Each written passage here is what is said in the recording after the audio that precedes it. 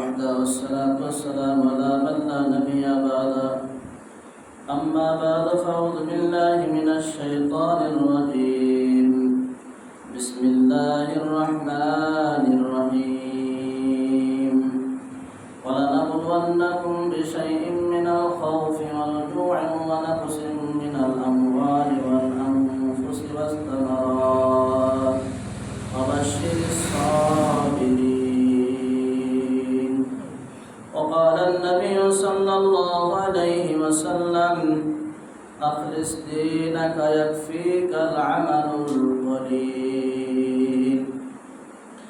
اللهم صل على سيدنا ونبينا وشفيعنا وحبيبنا ومولانا محمد صلى الله عليه وعلى آله وأصحابه وبارك وسلم. الحمد لله আল্লাহ তাবারক তাআলার দরবারে লাখো কোটি শুকর ও সুজুদ যে রব্বি কারীম আপনাকে আমাকে দুনিয়ার সমস্ত ঝামেলা থেকে ফারেক করে জুমার নামাজ আদায় করার উদ্দেশ্যে মালিকের পরে আসার মতো বসার মতো তৌফিক দান করছে। এজন্য সে মহান সত্তার দরবারে অন্তরে স্থল থেকে কালিমাতুশ শুকরিয়া আদায় করি বলে আলহামদুলিল্লাহ। আমি পবিত্র কালামুল্লাহ শরীফ থেকে একটি আয়াত বিশ্বনবী জনাব মুহাম্মদ রাসূলুল্লাহ সাল্লাল্লাহু আলাইহি ওয়াসাল্লামের অসংখ্য অগণিত হাদিসের ভিতর থেকে সহিহ একটা হাদিস তেলাওয়াত করছি। আল্লাহ তাআলা বলেন ওয়ালানাবলুওয়ান্নাকুম বিশাইইম মিনাল খাউফ ওয়াল জু'i ওয়া নাকসিম মিনাল আমওয়ালি ওয়াল আনফুসি ওয়াত থামারাত ওয়া বাশশিরিস সাবিরিন। আল্লাহ তাআলা বলেন যারা ঈমানের দাবি করে, কিসের দাবি?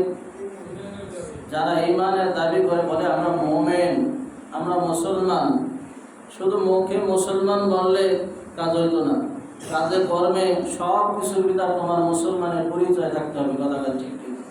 তুমি নামে মুসলমান, কামে খ্রিস্টানের ধর্ম পালন করবা, বিভিন্ন জাতি যারা আছে তাদেরকেও মাঝে মাঝে অনুসরণ করবা, আবার মুসলমান যেটা পালন করে তাও তুমি মানবা। এই আলু মার্কা মুসলমানের কোনো দাম আল্লাহ তাআলার কাছে নাই। কথা ঠিক কিনা? পরিপূর্ণ মুমিন হইতে হবে। কে যাবে? পরিপূর্ণ মুমিন। ঈমানের ভিতর যেন কোনো ভেজাল না থাকে, নির্ভেজাল ঈমান নিয়ে যদি কবরে যাইতে পারি, জাররা সে জাররা পরিমাণ ঈমান নিয়ে যদি কবরে যাইতে পারি, আল্লাহর হুকুমে ডাক দিয়ে যাইতে পারি, তো আল্লাহ রাসূল বলে এই 10 দুনিয়ার সমান একটা জান্নাত তাকে দান করা হবে। বলেন না সুবহানাল্লাহ। তো ঈমানটা বড় দামি জিনিস। ঈমান কি জিনিস ভাই? ঈমান বড় দামি জিনিস। এই জন্য হাদিসে পাকের ভিতর আসছে, নবী বলেন আখলিস দীনাকা ইয়াকফিকাল আমালুল কলিল। তোমার ঈমানকে খাঁটি করো। কি করো? ঈমানকে নির্ভেজাল করো, ভেজাল থেকে মুক্ত করো, পরিপূর্ণ ঈমান আনো। ঈমানের ভিতরে যেন কোনো ত্রুটি থাকে না, ভুল বিচ্ছিত, শিরক, বিদআত, কুফর, এইগুলো যেন তোমার ঈমানের ভিতর না পাওয়া যায়। পরিপূর্ণ আগে ঈমানটারে ঠিক করো। ঈমান যখন ঠিক হয়ে যাবে তখন তুমি যত ছোট আমল করো ওইটা থাকবে। কথা ঠিক কিনা? ঈমান যদি আমার ঠিক না থাকে, যত বড় আমল আমি করি না কেন এটা থাকবে? এটা টিকবে না। তার প্রমাণ কি? আমাদের মুরব্বীরা বলে যে এক বালতি পানি, পুরোপুরি এক বালতি পানি আইলা এক ব্যক্তি এশার সময় রাখছে, নিয়ত করছে এই পানি দিয়ে আমি ফজরের ওযু করব এবং আল্লাহর সেই ইবাদত বন্দেগি করব, অর্থাৎ নামাজ পড়ব, কোরআন তেলাওয়াত করব, তাসবিহ পড়ব, বিভিন্ন কিছু আমল করব। কথা ঠিক কিনা? বা পানি আনছে কতটুকু? এক বালতি, পুরোপুরি এক বালতি পানি আনছে, কিন্তু এই বালতির নিচে ছোট একটা ছিদ্র আছে। কি আছে ভাই? ছিদ্র আছে। তো এই পানি বালতি নিয়ে উনি রাখছে, তো ফজরের সময় উনি ওযু কইরা নামাজ আদায় করবে। আর এক ব্যক্তি আধা বালতি পানি আনছে। কি বালতি? আধা বালতি পানি আনছে, কিন্তু ওনার বালতির তলাটা ভালো। বালতির তলাটা কি ভালো, ফাটা না, ছিদ্র না, কিচ্ছু না। আধা বালতি পানি পুকুর থেকে উঠে রাখছে, ফজরের সময় ওযু কইরা নামাজ আদায় করবে। এখন এই যে ব্যক্তি এক বালতি পানি ভরে নিয়ে আসলো, ওই ব্যক্তি সকালবেলা ফজরের নামাজ আদায় করার জন্য ওযু করবে। ওযু দরকার আছে না নাই? ওযু ছাড়া নামাজ পড়লে কাজ হইতো? অনেক মুসল্লি দেখবেন, আমাদের কাছে রিপোর্ট আছে, প্রমাণ আছে, আমরা দেখিও এই শীতের মৌসুমে ভালোভাবে ওযুও করে না, ওযু ছাড়া নামাজ পড়ে। কি করে? ওযু ছাড়া নামাজ পড়ে। তার ওযু নাই, তার নামাজ নাই। কথাটা ঠিক কিনা? ওযু হলো নামাজের চাবি। কিসের চাবি? এই চাবি তোমার ঠিক না হইলে টুকটাক এই যে শীতের মৌসুম হয়েছে দেখবেন হাত বেঁধে তো পাও বেঁধে না, পাও বেঁধে তো কোনো বেঁধে না, বিভিন্ন অঙ্গ প্রত্যঙ্গ এই জায়গা ধোয়া ফরজ করছে আল্লাহ তাআলা, সেই জায়গাগুলোও ধোয় না। হ্যাঁ, আছে না নাই? এই ব্যক্তি 5 বেলা নামাজ পড়ে, ভাই বলা চাচা আপনার ওযুটা তো ঠিক মতো হইলো না, ওযু তো এই যে পাট টাকলো, এই যে গিরা সব আবেদার হইলো, ও বেয়ানে দি। তো ওযু না হইলে নামাজ হবে না। এই ব্যক্তি ওযু করার জন্য যখন বালতির কাছে দাঁড়িয়ে দেখে যে 1 ফুট পানি বালতিতে নাই, কই গেছে? ওদা হয়ে গেছে, কইরে গেছে। কারণ কি? তার পাশায় একটা ছিদ্র ছিল। কি ছিল? লিক ছিল, লিক। এই লিকের কারণে রাত বড় পানি টপকাইতে টপকাইতে সব শেষ হয়ে গেছে। কথা ঠিক। আর যেই ব্যক্তি পক্ষান্তরে বালতি আধা বালতি পানি আনছে কিন্তু বালতির পাশা কি ভালো, উনি যাইয়ে দেখে যে এক কাতরা পানি ওই বালতির থেকে লড়ে নাই। কথা ঠিক কিনা? এই জন্য আল্লাহ রাসূল বলছে আখলিস দীনাকা ইয়াকফিকাল আমালুল কলিল। বলেন না সুবহানাল্লাহ। তোমার ঈমানকে আগে মজবুত করো, ঈমানকে আগে পিওর করো। ঈমান ঠিক, জগৎ ঠিক। ঈমান ঠিক, জগৎ ঠিক। ঈমানে ভেজাল, সব জায়গা ভেজাল। কথা ঠিক কিনা? রাস্তাঘাট, মাঠ, সংসদে সব জায়গা তুমি ভেজাল করবা, তোমার ঈমান ঠিক নাই। কি ঠিক নাই? আর যেই ব্যক্তি ঈমান ঠিক আছে, কসম খোদার, ও কোনোদিন গুনার কাজ করতে পারবে না। কারণ তার ঈমানে এটা বাধা দেবে। কিসে বাধা দেবে? ঈমানে বাধা দেবে। তার ঈমান ঠিক আছে, যে ঈমান তো ঠিক, তুই এই কাজ কেমন করস। কথাটা ঠিক কিনা? এইরকম একটা কথা এখান থেকে আসে না? আসে না? অবশ্যই আসে। কথা বলে ঠিক কিনা? এই জন্য মেরে দোস্ত আর বুজুর্গণ, আমার আল্লাহ তাআলা বলেন ওয়ালা নাবলুওয়ান্নাকুম বিশাইইম মিনাল খাউফ ওয়াল জু'i ওয়া নাকসিম মিনাল আনফুসি ওয়াস সামারাত ওয়া বাশশিরিস সাবিরিন। যারা বলবে আমরা মুমিন, আর এই মুমিন শুধু মুখে বলবেন আর আল্লাহ তাআলা তাদেরকে পরীক্ষা নেবে না, তা হতে পারে না। অবশ্যই তাদেরকে পরীক্ষার সম্মুখীন হইতে হবে। কথা বলেন ঠিক কিনা?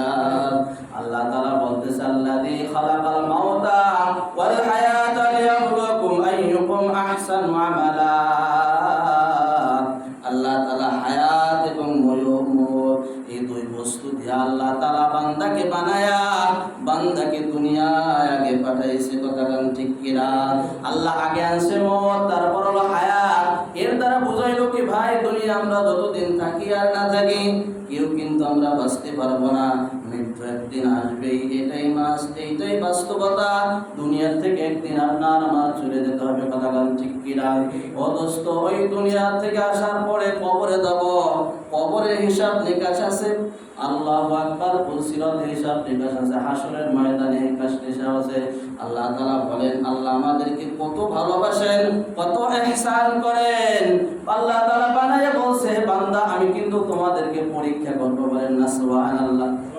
ক্লাসের ভিতর যতই ভালো বিলিয়ন ছাত্র হোক না কেন, ওস্তাদ যদি পরীক্ষার কথা আগে না জানে হঠাৎ পরীক্ষা নেয়, অনেক সময় দেখবেন ভালো ছাত্র ফেল করার সম্ভাবনা থাকে বেশি। কথা ঠিক কিনা? অদস্ত আল্লাহ তাআলা বলতেছে, যেমন উপমা দিয়া বলতেছে যে মাস্টার 10টা ছাত্র আছে, এই মাস্টার যখন পরীক্ষার সময় ঘনায় আসতেছে, ছাত্ররা বলতেছে ওস্তাদ এই ওর ভিতর অনেক প্রশ্ন আছে, অনেক সাবজেক্ট আছে যেগুলো আয়ত্ত করা বড় কঠিন হয়ে যাইবে। ওস্তাদ জি আমারে কিছু সওয়াল জায়গায় দেন, আমারে কিছু জায়গা দেখাই দেন, এই জায়গাগুলো আমি হল করি, অতপক্ষে কমাস কম আমি যেন পরীক্ষায় পাশ করতে পারি। কথা ঠিক কিনা? তো স্যার কি করে, কিছু মৌলিক কিছু বিষয় এইগুলা যেগুলো ইম্পর্টেন্ট আসার মতো এই সাবজেক্টগুলো জায়গায় দেয়, ছাত্ররে বলে যাও তুমি এখান থেকে হল করো, আশা করা যায় যে তুমি পাশ করবে। বলেন না সুবহানাল্লাহ। মালিক যেহেতু পরীক্ষা নেবে, জানাই হয়েছে কোন কোন বিষয় পরীক্ষা হবে। আল্লাহ তাআলা বলতেছেন 5টা বিষয় আমি পরীক্ষা নেব। কয় বিষয় বলেন? 5 বিষয় আল্লাহ তাআলা পরীক্ষা নেবেন। আল্লাহ তাআলা বলতেছে ওয়ালা নাবলুওয়ান্নাকুম বিশাইইম মিনাল খাউফ। 1 নম্বর পরীক্ষা হলো আল্লাহ তাআলা ভয় দিয়ে দিয়া পরীক্ষা নেবেন। কিসের মাধ্যমে? ভয়ের মাধ্যমে আল্লাহ তাআলা পরীক্ষা নেবেন। والجوع ونقص من الأموال والأنفس والثمرات আল্লাহ তাআলা মৃত্যু দিয়া পরীক্ষা নেবেন, আল্লাহ তাআলা ফল ফলাদি দিয়া পরীক্ষা নেবেন, আল্লাহ তাআলা বিবি দিয়া পরীক্ষা নেবেন, সন্তান দিয়া পরীক্ষা নেবেন। আল্লাহ তাআলা 5 বিষয় কোরআনে এই আয়াতের ভিতর পাওয়া যায়। 5টা বিষয় নিয়ে আল্লাহ তাআলা তোমার আমার পরীক্ষা নেবেন। বলতে পারবেন হুজুর এমন পরীক্ষা তো আমার জীবনে আসে নাই। তোমার জীবনে যদি কিছুই না আসে তবে আল্লাহ তাআলা তোমাকে একটা ভয় দিয়ে তোমাকে অবশ্যই এই পরীক্ষাটা আল্লাহ তোমার কাছ থেকে নেবে। কথা বলেন ঠিক কিনা? তো সর্বদর্ভ 5টা বিষয় যদি নাই আসে কমাস কম কয়টা আসবে? একটা অবশ্যই আসবে। কথা বলেন ঠিক কিনা? এই ভয়ের মাধ্যমে আল্লাহ পরীক্ষা নেবে। যারা পাস করবে তাদেরকে আল্লাহ তাআলা জান্নাত দিয়ে দেবে। বলেন না সুবহানাল্লাহ। এই পৃথিবীর 10টা সমান একটা জান্নাত দেবে। তো আপনার এমনিই দেবে? এমনি দেবে? এমনি দেবেন। আল্লাহ তাআলা ঈমানের পরীক্ষা নেবে। কথা বলেন ঠিক কিনা? ঈমান যার মজবুত জান্নাত তার মজবুত। ঈমানে ভেজাল তো জান্নাতে যাওয়ায়ও ভেজাল হবে। কথা বলেন ঠিক। আল্লামা জালালউদ্দিন সুয়ুতী রাহমাতুল্লাহ আলাইহি ওনার কিতাবের ভিতরে একটা মজার একটা ঘটনা আছেন। ঘটনাটা হলো দোস্ত বুজুর্গ 3 যুবক নওজোয়ান, একই মায়ের একই 3 সন্তান। এই 3 সন্তান দাওয়াত ও তাবলীগের কাজের জন্য বের হয়ে গেছে বাড়ি থেকে। কোথায় গেছে? দ্বীনের দাওয়াত নিয়ে অন্যের কাছে গেছে। যাইতে যাইতে এক সময় খ্রিস্টানের কবলে আটকা পড়ে গেছে। কোথায় ধরা পড়ছে? খ্রিস্টানের আটকায় ধরা পড়ে গেছে। খ্রিস্টানের কাছে ধরা পড়েছে। কি তোমরা মুসলমান? জি আমরা মুসলমান। কয় মুসলমান তোমরা ইসলাম ধর্ম ত্যাগ করো, নচেত তোমাদেরকে আমরা হত্যা করব। বলেন নাউজুবিল্লাহ। যদি তোমরা খ্রিস্টান হও তোমাদেরকে ভাতা দেওয়া হবে। কি দেওয়া হবে? কত মুসলমানের বাচ্চা আজকে টাকার জন্য আল্লাহু আকবার আজকে খ্রিস্টান হয়ে যাইতেছে। কথা বলেন ঠিক কি? ইমানটারে বিক্রি করতেছে। দোস্ত ইমান যে কত বড় দামি জিনিস, ইমান কি বিক্রি করা যায়? ইমান বিক্রি করা যায়? আশরাফ আলী থানভী রাহমাতুল্লাহ আলাইহি আজাল্লে খোলাফা আল্লামা শামসুল হক ফরিদপুরি রাহমাতুল্লাহ আলাইহি আল্লাহু আকবার পাহাড়ডাঙ্গা মাদ্রাসার প্রিন্সিপাল ওনাকে আইয়ুব খান কেনার জন্য আসছিলেন মাদ্রাসায়। কি করতেছিলেন? খেলতে এসেছিলেন। আল্লামা শামসুল হক ফরিদপুরি রাহমাতুল্লাহ আলাইহি বলতেছে আইয়ুব খান সে তো বাপের বেটা। কথা বলছে আরে যার ঈমান আছে সে তো পৃথিবীর কোনো কাউকে পরোয়া করে না, ভয় করে না। সে ভয় করে কারে? আল্লাহকে। কয় টাকা দিয়ে গরু ছাগল কেনা যায় কিন্তু কোনোদিন মানুষ কেনা যায় না। বলেন না সুবহানাল্লাহ। কি কেনা যায়? গরু ছাগল বিক্রি হয় টাকায়, কিন্তু আমি শামসুল হক টাকার কাছে বিক্রি হইতে রাজি না। বলেন না আল্লাহু আকবার। এই নওজোয়ান 3 জন ইসলাম ধর্ম গ্রহণ করছে, ঈমানের উপর অটল আছে। আমার আল্লাহ তাআলা বলতেছে ইন্নাল্লাযীনা আমানু ওয়া আমিলুস সালিহাত ইন্নাল্লাযীনা ক্বালু রাব্বুনাল্লাহু সুম্মা ইসতাকামু তাতানাজ্জালু আলাইহিমুল মালায়েকা আল্লা তাখাফু ওয়া লা তাহজানু ওয়া আবশিরু বিল জান্নাহ। বলেন আল্লাহু আকবার। যেই ব্যক্তি ঈমানের উপর অটল থাকবে, ঈমানের উপর অটল থাকবে, এক পাও পিছপা হবে না, এই ব্যক্তির মৃত্যুর সময় 570,000 ফেরেশতা আসমান থেকে নাযিল হইয়া এই ব্যক্তিকে আহলান সাহলান দিয়া ওই জান্নাত, যে জান্নাত সে কামাই করছে ওই জান্নাত না দেখাইয়া তার রূহ কবজ করবে না। বলেন না সুবহানাল্লাহ। বলবেন লা তাখাফ, ভয় পেও না, চিন্তা করো না, আল্লাহ তাআলা তোমার মেহমান হবে আর তুমি হবা মেজবান। আল্লাহ হবে তুমি হবা মেহমান, আল্লাহ হবে মেজবান। যে জান্নাতে যাইবা আল্লাহ তাআলা তোমারে তদারক করবে। খবরদার খবরদার, তুমি ভয় পেও না, তুমি চিন্তা করিও না। ফেরেশতারা বলবে আমরা দুনিয়াও তোমার সাথে ছিলাম, এখনো তোমার সাথে আছি, জান্নাতে যাওয়া পর্যন্ত তোমার সাথে আমরা থাকবো। বলেন না সুবহানাল্লাহ। কত ফেরেশতা নাযিল হবে? 570,000। কত ফেরেশতা? 570,000 ফেরেশতা নাযিল হবে মুমিনের মৃত্যুর সময়। বলেন না সুবহানাল্লাহ। আর বেঈমান হয়ে মারা গেলে তো শয়তানের ওয়াসওয়াসা আর কোনো শেষ নাই। কথা বলে ঠিক কিনা? শয়তান তো বেঈমান বানাইয়া নেওয়ার জন্য কবরে চেষ্টা করবে, এই ফিকিরও সে চালাইবে। আল্লাহ আমাদের মাফ করুক, যেন আমরা ঈমান নিয়ে কবরে যাইতে পারি, বলে না আমিন। খ্রিস্টান বাচ্চা বলতেছে তোমরা ঈমান ছেড়ে দাও, বলে আমরা ঈমান ছাড়া লোক না। কি ছাড়া লোক না? ঈমান ছাড়া যায় না। পৃথিবীর সব কিছু ত্যাগ করা যায়, কিন্তু ঈমান ত্যাগ করা যায় না। কথা বলেন ঠিক? বলতেছে বড় ভাইয়ের ধইরা একটা তেলের ওই কুন্ডির ভিতর ফালাইতেছে, টক টক করতেছে তেল। ওই তেলের আগুনে যখন ফালাইতেছে, আস্তে হাড্ডিগুলা আলাদা হয়ে গেছে, চামড়াগুলো আলাদা হয়ে গেছে। ওই ব্যক্তি শাহাদাতের পেয়ালা পান কইরা দুনিয়া থেকে চলে গেছে। বলেন আল্লাহু আকবার। দুই ভাই এবার ভয় দেখাইতেছে কি তোমরা কি এইরকম ভাবে তেলে ভাজি হবে না ঈমান ছাড়বা? কয় বড় ভাই যেইভাবে জান্নাতে গেছে আমরা ওইভাবে তো জান্নাতে যাব। বলেন না সুবহানাল্লাহ। তোমার আমার ঈমানের পরীক্ষা নাই, তো ঈমান নাই তার পরীক্ষা কিসের? কথা বল ঠিক কিনা? যে ব্যক্তি ছাত্র তার পরীক্ষা আছে, যে ছাত্র না তার কোনো পরীক্ষা নাই। ও দোস্ত, ফিরাউন কত ক্ষমতা দেখাইছে, কত বাহাদুরি করছে, 40 বছর পর্যন্ত কোনোদিন সর্দি জ্বর তার হয় নাই। তাই বলেন এই লোকটা কি আল্লাহর ওলি?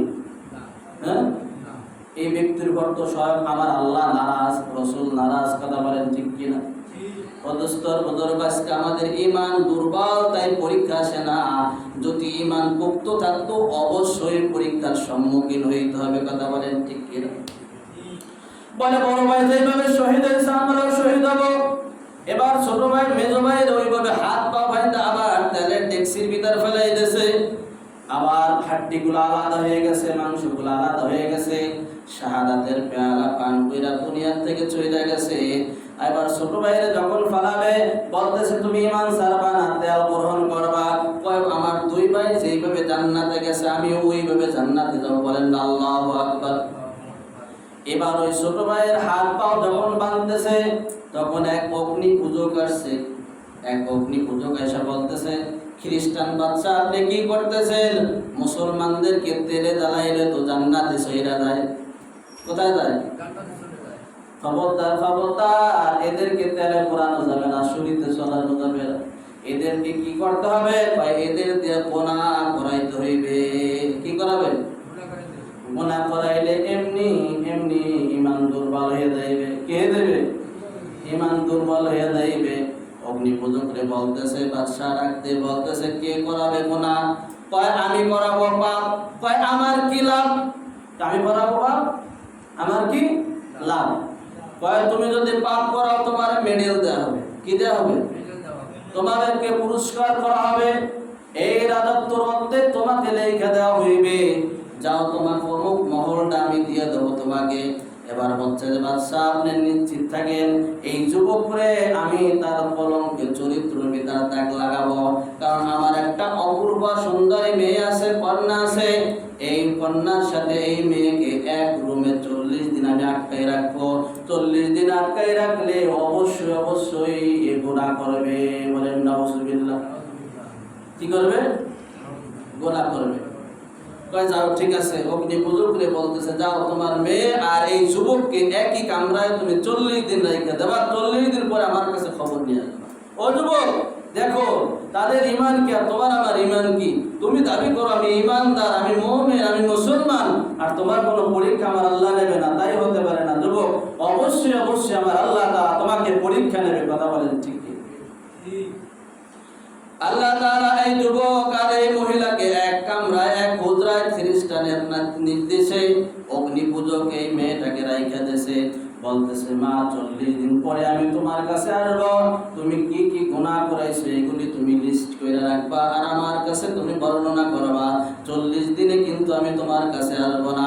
খ্রিস্টান বাচ্চা বলছে এই যুবক যদি খাবার খাইতে চায় শুকুরের মাংস খাওয়াবে এবং পানি খাইতে চাইলে মদ মিশিয়ে পানি খাওয়াবে, যাতে ঈমানটা দুর্বল হয়ে যায়। বলেন নাউজুবিল্লাহ।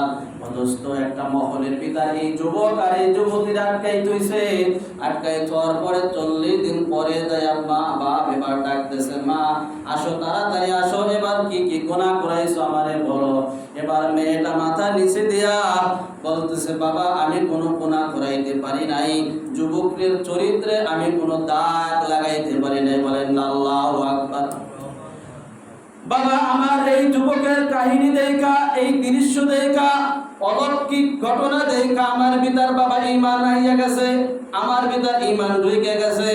বাবা আমার মন চাইতেছে আমি এখন ইসলাম ধর্ম গ্রহণ করি, আমি এখন পুরাপুরি মুসলমান হইয়া যাই। বলেন না সুবহানাল্লাহ। কি অলৌকিক ঘটনা দেখছো মা আমার, বলো তাড়াতাড়ি। বলতেছে এই যুবকরে আমি অনেক গুনাহ করার চেষ্টা করেছি, আমার সমস্ত জামা কাপড় খুইলা ফেলাইছি, উলঙ্গ হইয়া বেবস্ত্র হইয়া এই যুবকের কাছে আমি দাঁড়াইছি। বাবা এই যুবক কোনদিন চোখ তাকায় আমার দিকে তাকায় নাই, চোখ বুঝা নিচের দিক রয়েছে।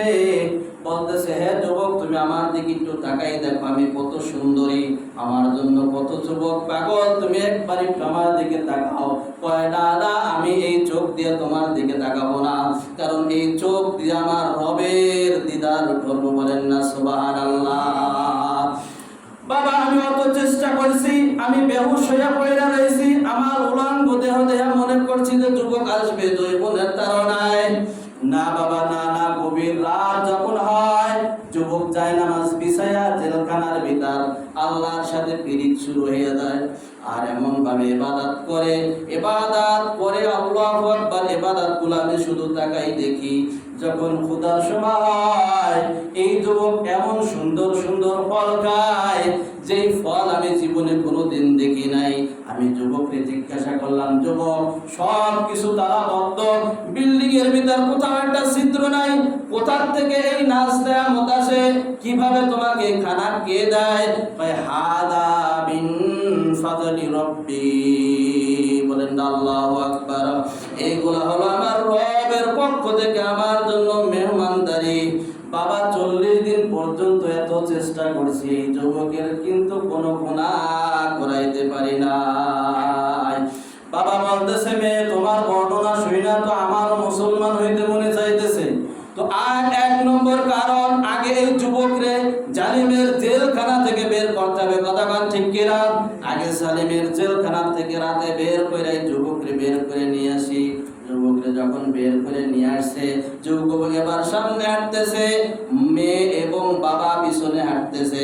ডাক দিয়ে বলতেছে, হে যুবক তুমি দাঁড়াও, তোমার কি মন চায় না যে আমাদেরকে কালিমা পড়াইয়া মুসলমান বানাইতে? বলেন আল্লাহু আকবার।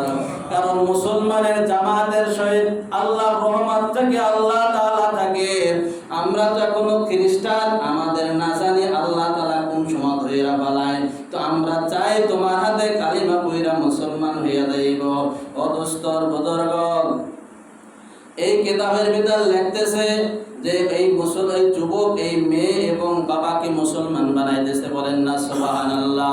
মুসলমান বানায়া যখন সামনে হাঁটতেছে, পূর্ণিমার রাত, আল্লাহু আকবার, 2টা ঘোড়ার উপরে 2জন যুবক, জান্নাতি যুবক এরকম ভাবে হাঁকায়া তার কাছে আসতেছে। যত কাছে আসতেছে তত মনে হয় পরিচিত মনে হইতেছে। বলতেছে, দেখে যে যত কাছে আইছে বা কাছাকাছি আইসা দেখে এই যে সেই 2 ভাই, যেই 2 ভাই তারা তেলের আগুনে পুইরা শহীদ হয়ে গেছে। বলেন আল্লাহু আকবার। আল্লাহ তাআলা আলমে বরসাত থেকে আল্লাহ তাআলা এই রূহ ফাটাই দিয়ে আবার জিন্দা কইরা তার ভাইয়ের সামনে আবার উপস্থিত করছে। তার কারণ কি? 40 দিন পর্যন্ত একই কামরায় থাইকা একটা নারীর সাথে কোনোদিন একটা গুনার আচরণ তার গায়ে লাগায় না।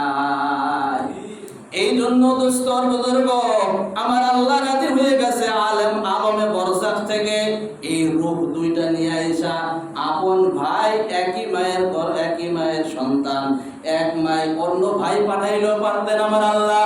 দানা পাঠাই বলছে, না ভাই তোর পাঠাবো এই জন্য যে তোর ভাই শহীদ না হইয়া গুনার ভিতর থেকে গুনাহ লাগায় নাই।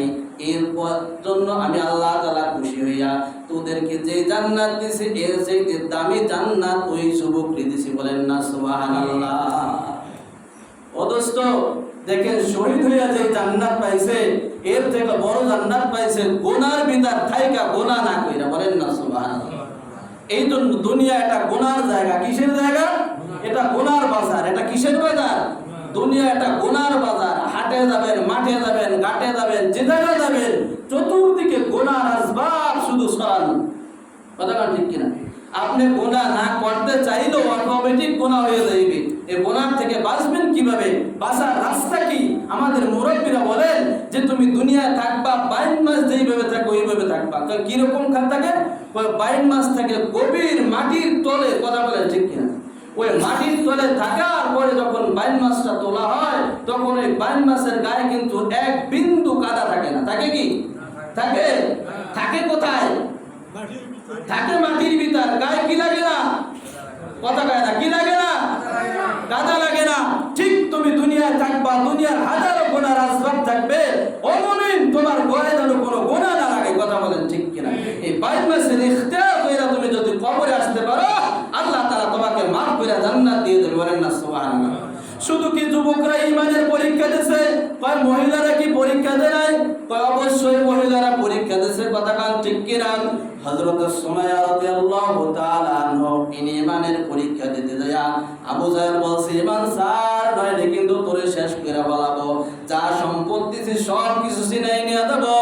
আবু জাহেল বলতেছে, তোর সব সম্পদ নিয়ে গেলেও কিছু হইবে না, কিন্তু আমি ঈমান ছাড়ব না। বলেন না সুবহানাল্লাহ। এই মহিলারাও কিন্তু ঈমানের দিক থেকে ফার্স্ট। কথা বলেন ঠিক কিনা? ও দোস্ত, আল্লাহু আকবার। ফিরাউনের একটা দাসী ছিল, নাম তার মুসাইকা। কি নাম বলেন? নাম হলো মুসাইকা। এই ফিরাউনের একটা মেয়ে ছিল, একটা খাদেমা রাখার জন্য এই মুসাইকারে রাখছে। তো মাঝে মাঝে চুল আশ্রয় দিত, মাঝে মাঝে খেদমত করত। তো একদিন চুল আশ্রয়তেছে ফিরাউনের মেয়ের, ওই চুল আশ্রানোর পর আশ্রয়তে গেছে, তো হঠাৎ চিরুনিটা নিচে পড়ে গেছে। মুসাইকা এবার কি করছে? বিসমিল্লাহির রহমানির রহিম বলে চিরুনিটা ধরছে। বলেন না সুবহানাল্লাহ। এখন ফিরাউনের মেয়ে বলতেছে, কি ব্যাপার, তুমি কার নাম লইলা? তুমি কি আমার বাপরে খোদা মানো না? কয় না, তোমার বাপরে আমি খোদা মানি না। তোমার বাপ তো আমার খোদা না। আমার খোদা হলো যে আমাকে বানাইছে, যে আমাকে রিজিক দেয়, যে আমাকে বাঁচায় রাখতেছে, যার হুকুমে আমি আবার কবরে যাব। এই আসমান এই জমিন সব কিছু যে চালাইতেছে সে হলো আমার রব, সে হলো আমার আল্লাহ। তাকে আমি একমাত্র খোদা মানি, আর কাউকে মানি না। বলেন না সুবহানাল্লাহ। এবার ফিরাউনের মেয়ে বলতেছে, খালকে এটা কুমির আনছে। বলে কি আছে? এর মানে আমার ঘরেই তো সে আমার বাবারে খোদা মানে না। কথাটা ঠিক কিনা? সে দাসী তো সে খোদা মানতেছে না। তো আমার ঘরের ভিতরে যদি ভেজাল থাকে ইসলামের, তাহলে বাইরে দাওয়াত দেওয়া যাবে? তবে মৌলবী আগে ঘর ঠিক করো। কথাটা ঠিক কিনা? আগে কি ঠিক করো? আগে ঘর ঠিক করো, এরপর বাইরে ঠিক করো। কথা বল ঠিক কিনা? অদস্ত এই খবর ফেরাউনের কাছে চলে গেছে। ফেরাউনের কাছে যখন গেছে, মুসাইকারে ডাকা হয়েছে। বলতেছে, মুসাইকা তুমি কি আমাকে খোদা মানো না? কয় না। কি মানে না? তোমারে খোদা মানলো না? তোমারে যে বানাইছে, আমারে যে বানাইছে সে হলো আল্লাহ, সে আল্লাহকে আমি খোদা মানি। বলেন না সুবহানাল্লাহ। এই কথা যখন ফেরাউন শুনছে, তোর ক্ষমতার বাহাদুরি, তো ক্ষমতা দিয়ে বলতেছে, ইসলাম ছাড়বি না ঈমান গ্রহণ করবি? ঈমান গ্রহণ করবি না বেঈমান হবি? আমারে খোদা মানবি? কয় না, আমি খোদা মানতে পারবো না। আমি যার প্রতি ঈমান আনছি এক চুল পরিমাণ আমি পিছপা হব না। বলেন না আল্লাহু আকবার।